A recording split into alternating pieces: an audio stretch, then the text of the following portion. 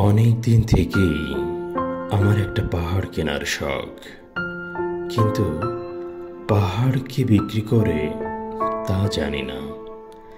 যদি তার দেখা পেতাম, দামের জন্য আটকাতো না। আমার নিজস্ব একটা নদী আছে, সেটা দিয়ে দিতাম পাহাড়টার বদলে। কে না জানে পাহাড়ের চেয়ে নদীর দামই বেশি। পাহাড়ি স্থানও নদী বহমান, তবু আমি নদীর বদলে পাহাড়টাই কিনতাম, কারণ আমি ঠকতে চাই। নদীটাও অবশ্য কিনেছিলাম একটা দ্বীপের বদলে। ছেলেবেলায় আমার বেশ ছোট্ট খাট্ট ছিমছাম একটা দ্বীপ ছিল। সেখানে অসংখ্য প্রজাপতি। শৈশবে দ্বীপটি ছিল আমার বড় প্রিয়। আমার যৌবনে দ্বীপটি আমার কাছে মাপে ছোট লাগলো।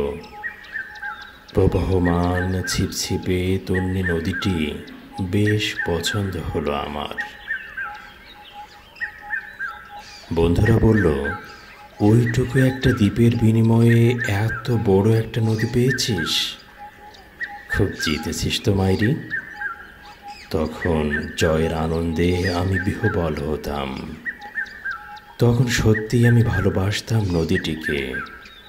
নদী আমার অনেক প্রশ্নের উত্তর দিত, যেমন, বলতো আজ সন্ধেবেলা বৃষ্টি হবে কি না? সে বলতো, আজ এখানে দক্ষিণ গরম হাওয়া, শুধু একটি ছোট্ট দ্বীপে বৃষ্টি। সে কি প্রবল বৃষ্টি, যেন একটা উৎসব। আমি সেই দ্বীপে আর যেতে পারি না। সে জানত, সবাই জানে, শৈশবে আর ফেরা যায় না। এখন আমি একটা পাহাড় কিনতে চাই।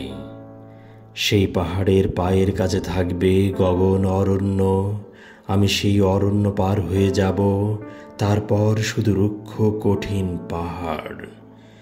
একেবারে চূড়ায়, মাথার খুব কাছে আকাশ, নিচে বিপুলা পৃথিবী, চরাচরের তীব্র নির্জনতা। আমার কণ্ঠস্বর সেখানে কেউ শুনতে পাবে না। আমি ঈশ্বর মানি না, তিনি আমার মাথার কাছে ঝুঁকে দাঁড়াবেন না। আমি শুধু 10 দিককে উদ্দেশ্য করে বলবো,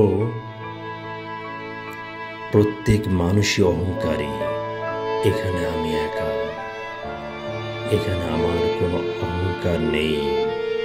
এখানে জয়ী হবার বদলে ক্ষমা চাইতে ভালো লাগে। হে 10 দিক, আমি কোনো দোষ করিনি। আমাকে ক্ষমা করো, আমাকে ক্ষমা করো।